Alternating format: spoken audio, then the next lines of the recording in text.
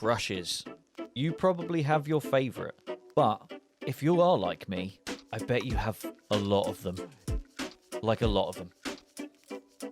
No, like seriously, a lot of them. But I see comments like this everywhere. All over YouTube, all over Twitter, everywhere. And I never understood it. So my name is Loxy, I draw stuff. And do fancy brushes really make your art better?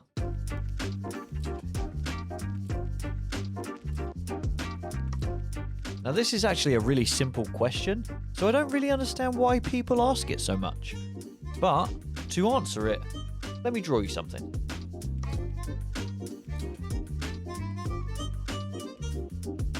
Now this is all being done just using the basic default round brush in Photoshop. There is nothing expensive or pro about this brush, but I can still make really cool things using it. So right off the bat, what I will say is do not underestimate the power of the basic round brush. That sounds like some good advice. Now with that little bit in mind, let me try and put this another way.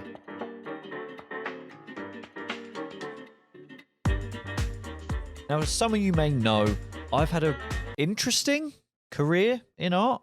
I went to college, I've worked with some crazy people, and I've spent an ungodly amount of hours in my life drawing. I mean, I wonder how many hours it's been. It'd be interesting to find out.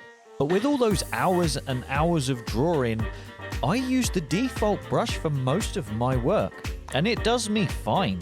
But if you took away all of my many hours of drawing and you gave me an expensive brush, I wouldn't even know where to start. So as good and useful as these expensive and fancy brushes are, they're not necessary. The thing that's going to help you improve is practicing and learning how to draw everything from cars to planes to people.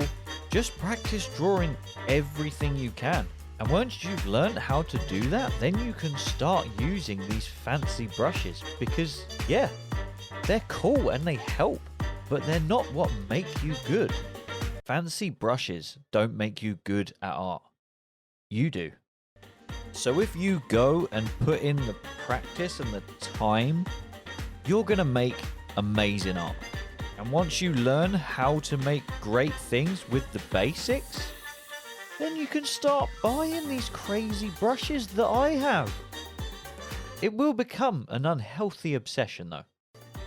So to prove my point, everything you've seen so far has just been using the round brush in Photoshop.